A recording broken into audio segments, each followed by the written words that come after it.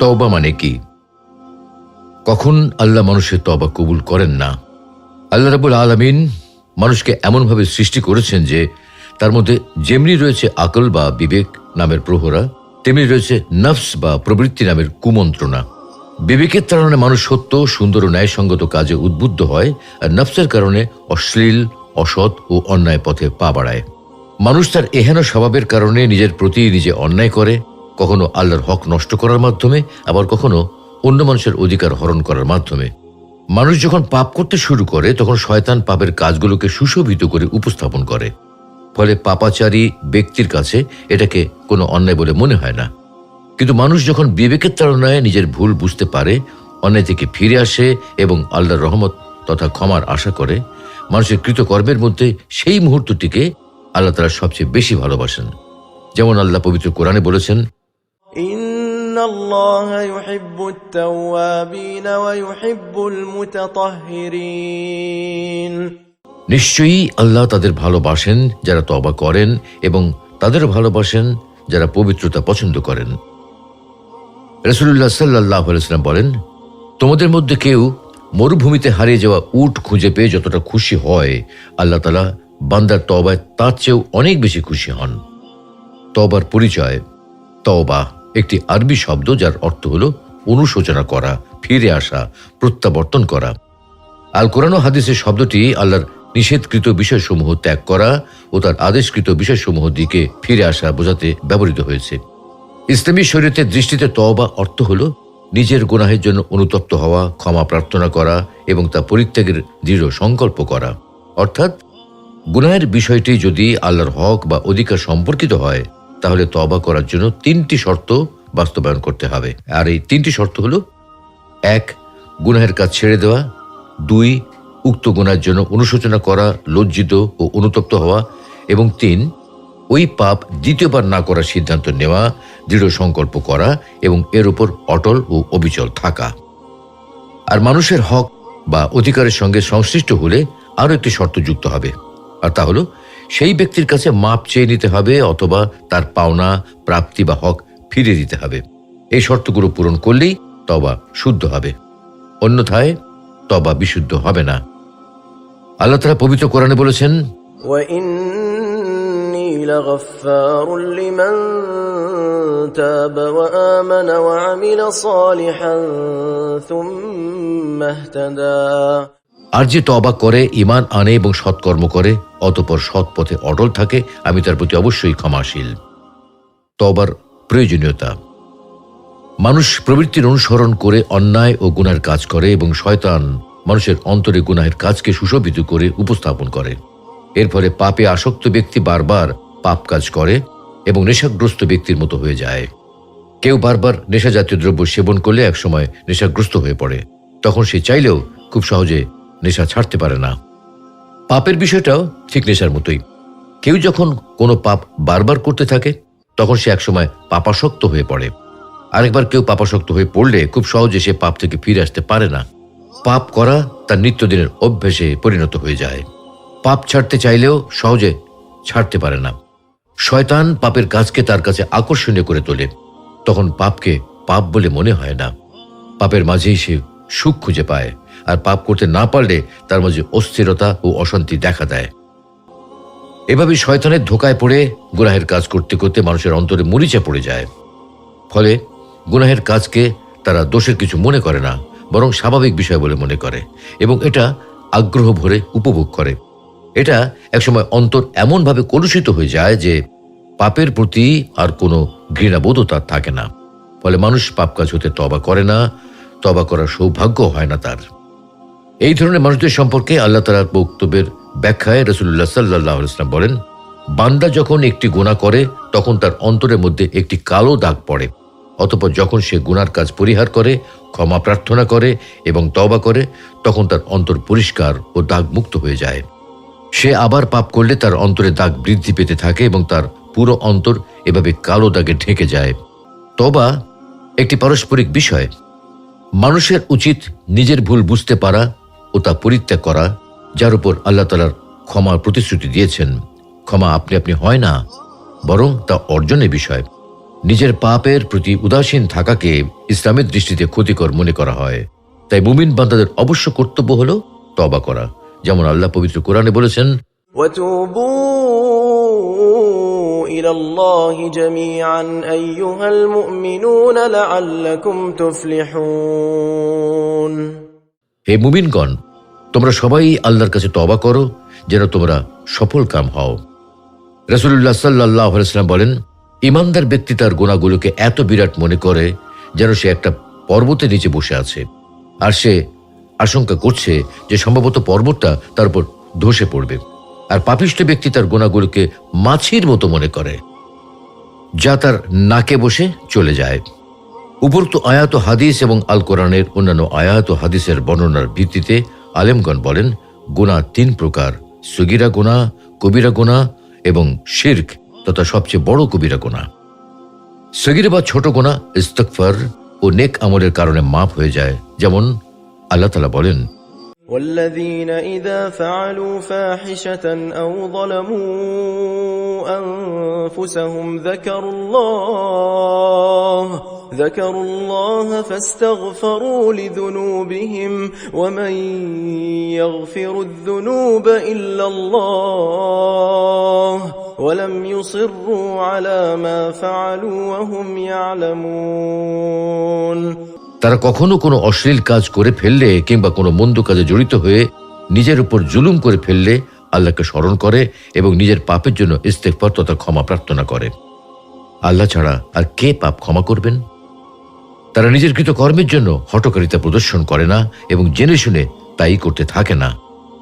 রাসূলুল্লাহ সাল্লাল্লাহু আলাইহি ওয়াসাল্লাম বলেন, যখন কোনো বান্দা কোনো গুনাহ করার পর উত্তম রূপে ওযু করে দাঁড়িয়ে 2 রাকাত সালাত আদায় করে এবং আল্লাহর নিকট গুনাহের জন্য ক্ষমা প্রার্থনা করে, নিশ্চয়ই আল্লাহ তাকে ক্ষমা করেন।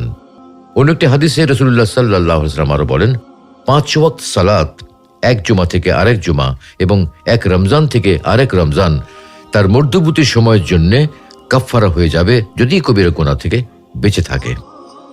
কবিরা বা বড় গুনাহ 2 প্রকার: অন্যায়ভাবে কারো উপর জুলুম করা বা কারো সম্পদ আত্মসাৎ করা।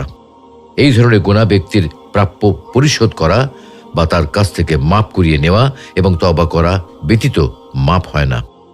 যেমন রাসূলুল্লাহ সাল্লাল্লাহু আলাইহি ওয়াসাল্লাম বলেন, যে ব্যক্তি তার ভাইয়ের উপর জুলুম করেছে সে যেন তার কাছ থেকে ক্ষমা নিয়ে নেয়, তার ভাইয়ের পক্ষে তার নিকট হতে পুণ্য কেটে নেওয়া আগেই। কারণ সেখানে অর্থাৎ আখিরাতে কোনো দিনার বা দিরহাম পাওয়া যাবে না। তার কাছে যদি পুণ্য না থাকে তবে তার মজলুম ভাইয়ের গুনাহ এনে তার উপর চাপিয়ে দেওয়া হবে। অন্যায়ভাবে মানুষ হত্যা করা, এই ধরনের গুনার সাথে 3 ধরনের হক জড়িত থাকে: আল্লাহর হক, নিহত ব্যক্তির হক এবং নিহত ব্যক্তির পরিবার ও ওয়ারিসদের হক। আল্লাহ তাআলা বিনা কারণে মানুষ হত্যাকে মহাপাপ ও চরম অন্যায় বলে উল্লেখ করেছেন। যেমন আল্লাহ তাআলা পবিত্র কোরআনে বলেছেন, ومن يقتل مؤمنا متعمدا فجزاؤه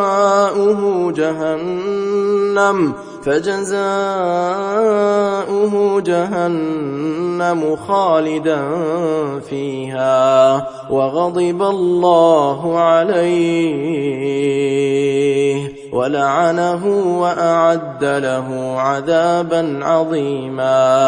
কোন ব্যক্তি ইচ্ছাকৃতভাবে কোনো মুমিনকে হত্যা করলে তার শাস্তি জাহান্নাম, সেখানে সে স্থায়ী হবে এবং আল্লাহ তার প্রতি রুষ্ট হন, তাকে অভিসম্পাত করেন এবং তার জন্য মহাশাস্তি প্রস্তুত রাখেন।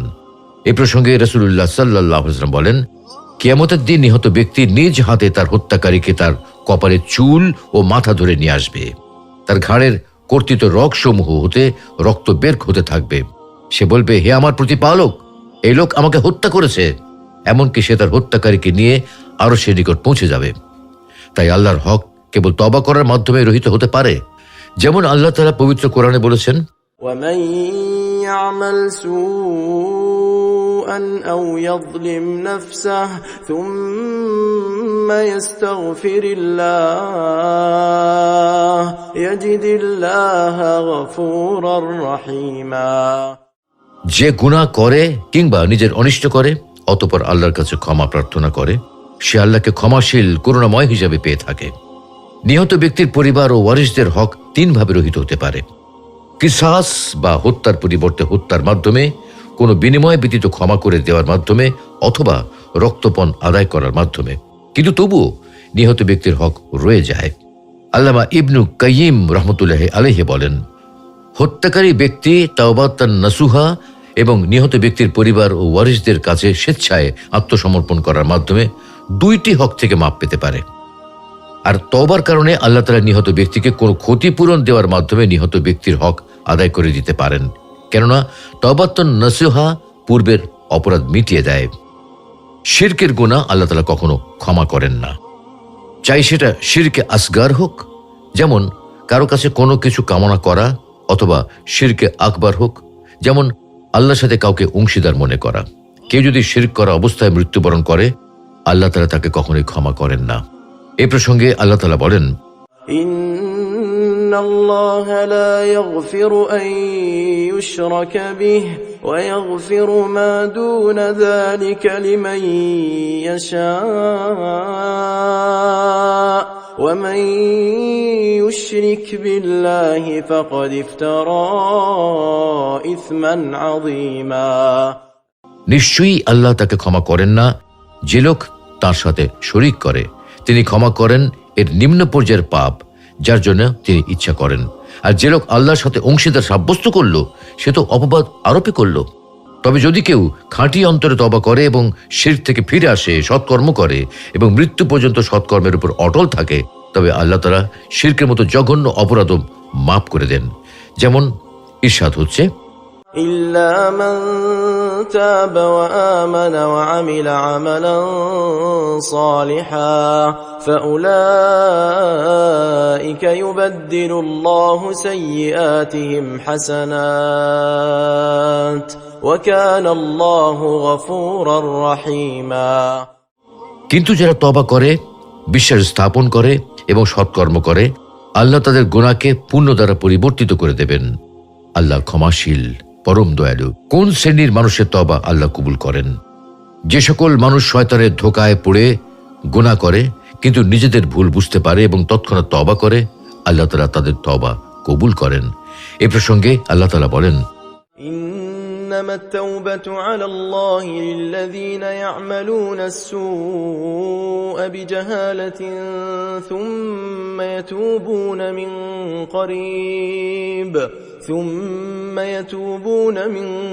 قريب فأولئك يتوب الله عليهم وكان الله عليما حكيما। অবশ্যই আল্লাহ তাদের তওবা কবুল করবেন যারা ভুলবশত মন্দ কাজ করে অতঃপর অনতিবিলম্বে তওবা করে। এরাই হলো সেই সব লোক যাদেরকে আল্লাহ ক্ষমা করে দেন। আল্লাহ মহাজ্ঞানী, রহস্যবিদ। কখন আল্লাহ মানুষের তওবা কবুল করেন না?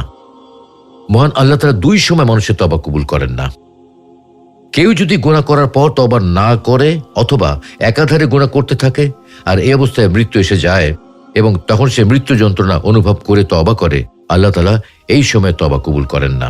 যেমন আল্লাহ তাআলা বলেন, وليست التوبة للذين يعملون السيئات حتى إذا حضر أحدهم الموت قال إني تبت الآن ولا الذين يموتون وهم كفار أولئك أعتدنا لهم عذابا أليما। এমন লোকদের তওবা কবুল করা হয় না যারা মন্দ কাজ করতেই থাকে। এমনকি যখন তাদের কারো মাথার উপর মৃত্যু উপস্থিত হয় তখন তারা বলতে থাকে, আমি এখন তওবা করছি, আর তাদের তওবাও কবুল করা হয় না। যারা কুফরি অবস্থায় মৃত্যুবরণ করে, আমি তাদের জন্য যন্ত্রণাদায়ক শাস্তি প্রস্তুত করে রেখেছি। এ প্রসঙ্গে রাসূলুল্লাহ সাল্লাল্লাহু আলাইহি ওয়াসাল্লাম বলেন, রূহ কণ্ঠাগত না হওয়া অর্থাৎ মৃত্যুর পূর্ব মুহূর্ত পর্যন্ত আল্লাহ তাআলা বান্দার তওবা কবুল করেন। কিয়ামতের পূর্ব মুহূর্তে পশ্চিম আকাশে যখন সূর্য উদিত হবে, তারপর কোনো ব্যক্তি তওবা করলে আল্লাহ রাব্বুল আলামিন তার তওবা কবুল করবেন না। যেমন হাদিসে এসেছে, রাসূলুল্লাহ সাল্লাল্লাহু আলাইহি ওয়াসাল্লাম বলেন, যে ব্যক্তি পশ্চিম আকাশে সূর্যোদয় হওয়ার আগে তওবা করবে, আল্লাহ তার তওবা কবুল করবেন। অর্থাৎ এই হাদিস থেকে বোঝা যায় যে যখন থেকে পশ্চিম দিক থেকে সূর্য ওঠা শুরু হবে তখন থেকে কারো তওবা কবুল করা হবে না। তওবা করার পদ্ধতি ও শর্ত। ইসলামী শরিয়া মতে বান্দা তওবা করলে আল্লাহ তা গ্রহণ করেন। আলেমগণ এ বিষয়ে একমত যে যদি কোনো ব্যক্তি কৃত পাপের জন্য অনুতপ্ত না হয় বা তা পরিত্যাগের ইচ্ছা না করে, তাহলে তার মৌখিক তওবা উপহাস ছাড়া আর কিছু নয়। মৌখিক তওবা প্রকৃত তওবা নয়। আন্তরিক তওবার কিছু শর্ত রয়েছে। আলী রাদিয়াল্লাহু তাআলা আনহুকে তওবা সম্পর্কে জিজ্ঞাসা করলে তিনি বলেন, তওবা হলো 6টি বিষয়ের সমষ্টি। নিজের কৃতকর্মের জন্য অনুতপ্ত হওয়া, অনাদায়ী ফরজ ওয়াজিব ইবাদতসমূহ আদায় করা, অন্যের সম্পত্তি বা অধিকার নষ্ট করে থাকলে তা ফেরত দেওয়া, শারীরিক বা মৌখিকভাবে কাউকে কষ্ট দিয়ে থাকলে ক্ষমা চাওয়া, ভবিষ্যতে পাপা কাজ পরিত্যাগের দৃঢ় সংকল্প করা এবং আল্লাহর আনুগত্যে নিজেকে সমর্পণ করা। কোনো ব্যক্তি যদি উপরোক্ত পদ্ধতিতে তওবা করেন, আশা করা যায় তা তওবা আল্লাহ রাব্বুল আলামিনের দরবারে তওবাতান নাসুহা হিসেবেই বিবেচিত হবে এবং এর ফলে জান্নাতের মতো মহাপুরস্কার লাভ করা যাবে। তওবাতান নাসুহা মানে কি? আল্লাহ তাআলা যে তওবাতান নাসুহার কথা বলেছেন তা 2টি শব্দ মিলে গঠিত হয়েছে, তওবা এবং নাসুহা। তওবা শব্দের অর্থ হলো অনুশোচনা করা, ফিরে আসা বা প্রত্যাবর্তন করা। আর নাসুহা শব্দটি নুসহুন বিশেষ্যের সিগায়ে মুবালগা তথা অধিকতা জ্ঞাপক বিশেষ্য। নুসহুনের অর্থ হলো কল্যাণকর, খাঁটি, ভেজালমুক্ত ও অকৃত্রিম ইত্যাদি। সুতরাং নাসুহা অর্থ হলো অত্যন্ত কল্যাণকর বা অত্যন্ত খাঁটি ও অকৃত্রিম অনুশোচনা। অতএব তওবাতান নাসুহার প্রকৃত তাৎপর্য হলো আন্তরিকভাবে অনুশোচনা করা, অতীতের পাপ কাজ থেকে পরিপূর্ণরূপে ফিরে আসা এবং ভবিষ্যতে তা না করার দৃঢ় সংকল্প করা। তওবাতান নাসুহার ব্যাখ্যা সম্পর্কে তাফসিরে তাবারিতে প্রখ্যাত সাহাবী উমর ইবনুল খাত্তাব রাদিয়াল্লাহু তাআলা আনহুর উদ্ধৃতি উল্লেখ করা হয়েছে। তাবি নোমান ইবনু বশীর রাহমাতুল্লাহি আলাইহি বলেন, উমর ইবনুল খাত্তাব রাদিয়াল্লাহু তাআলা আনহুকে আয়াতে উল্লেখিত তওবাতান নাসুহা সম্পর্কে প্রশ্ন করা হয়। জবাবে উমর রাদিয়াল্লাহু তাআলা আনহু বলেন, তওবাতান নাসুহা হলো মন্দ কাজ থেকে এমনভাবে বিরত থাকা যে উক্ত মন্দ কাজ যেন আর কখনো করা না হয়। আল্লামা ইবনু কাসির রাহমাতুল্লাহি আলাইহি উমর রাদিয়াল্লাহু তাআলা আনহুর উদ্ধৃতি উল্লেখ করার পর বলেন, এই কারণে আলিমদের দৃষ্টিতে তওবাতান নাসুহা অর্থ হলো বর্তমানে গুনাহ বর্জন করা, অতীতের গুনাহের কারণে লজ্জিত হওয়া এবং ভবিষ্যতে গুনাহ না করার অঙ্গীকার করা। যারা তওবাতান নাসুহা করে, আল্লাহ তাআলা তাদেরকে শুধু ক্ষমাই করেন না, বরং ক্ষমা করার পাশাপাশি অনন্ত নিয়ামতও দান করেন। যেমন পবিত্র কোরআনে আল্লাহ তাআলা বলেছেন, ويدخلكم جنات تجري من تحتها الأنهار يوم لا يخزي الله النبي والذين آمنوا معه نورهم يسعى بين أيديهم وبأيمانهم يقولون ربنا أتمم لنا نورنا واغفر لنا إنك على كل شيء قدير। এবং তোমাদেরকে জান্নাতে দাখিল করবেন যার তলদেশে নদী প্রবাহিত। সেদিন আল্লাহ নবী এবং তার বিশ্বাসী সহচরদেরকে অপদস্থ করবেন না। তাদের নূর তাদের সামনে ও ডান দিকে ছোটাছুটি করবে। তারা বলবে, হে আমাদের পালনকর্তা, আমাদের নূর পূর্ণ করে দিন এবং আমাদেরকে ক্ষমা করুন। নিশ্চয়ই আপনি সবকিছুর উপর সর্বশক্তিমান। আল্লাহ তাআলা তওবাকারীদের ভালোবাসেন। যারা নিজেদের ভুল স্বীকার করে, খাঁটি মনে আল্লাহর কাছে তওবা করে ও ক্ষমা প্রার্থনা করে, আল্লাহ তাদেরকে অত্যন্ত পছন্দ করেন এবং ক্ষমা করে দেন। শুধু ক্ষমাই করেন না, বরং অবারিত পুরস্কারও দান করেন। পবিত্র কোরআনে আল্লাহ বলেছেন, قل يا عبادي الذين أسرفوا على أنفسهم لا تقنطوا من رحمة الله إن الله يغفر الذنوب جميعا إنه هو الغفور الرحيم। আপনি বলে দিন, হে আমার বান্দারা, যারা নিজেদের উপর জুলুম করেছ, তোমরা আল্লাহ তাআলার রহমত থেকে নিরাশ হও না। নিশ্চয়ই আল্লাহ সকল গুনাহ ক্ষমা করে দেন। তিনি তো ক্ষমাশীল, পরম দয়ালু। রাসূলুল্লাহ সাল্লাল্লাহু আলাইহি ওয়াসাল্লাম ইরশাদ করেন, প্রত্যেক আদম সন্তানই ত্রুটিশীল ও অপরাধী, আর অপরাধীদের মধ্যে তারাই সর্বোত্তম যারা তওবা করে। অন্য একটি হাদিসে আবু সাঈদ খুদরি রাদিয়াল্লাহু তাআলা আনহু থেকে বর্ণিত, নবী করিম সাল্লাল্লাহু আলাইহি ওয়াসাল্লাম বলেন, তোমাদের পূর্বে বনী ইসরায়েলের যুগে একটি লোক ছিল যে 99টি মানুষকে হত্যা করেছিল। অতঃপর সেই লোকদেরকে সবচেয়ে বড় পাদ্রী সম্পর্কে জিজ্ঞাসা করল। তাকে একজন সন্ন্যাসীর কথা বলা হলো। সে তার কাছে এসে বলল, সে 99 জন মানুষ হত্যা করেছে, এখন কি তার তওবার কোনো সুযোগ রয়েছে? পাদ্রী বলল, না। একথা শুনে সে পাদ্রীকে হত্যা করে 100 পূরণ করল। পুনরায় সে সবচেয়ে বড় পাদ্রী সম্পর্কে জিজ্ঞাসা করলো। এবারও তাকে এক পাদ্রীর খোঁজ দেওয়া হলো। সে তার নিকটে এসে বলল যে সে 100 মানুষ খুন করেছে, তার কি তওবার কোনো সুযোগ আছে? পাদ্রী বললেন, হ্যাঁ আছে।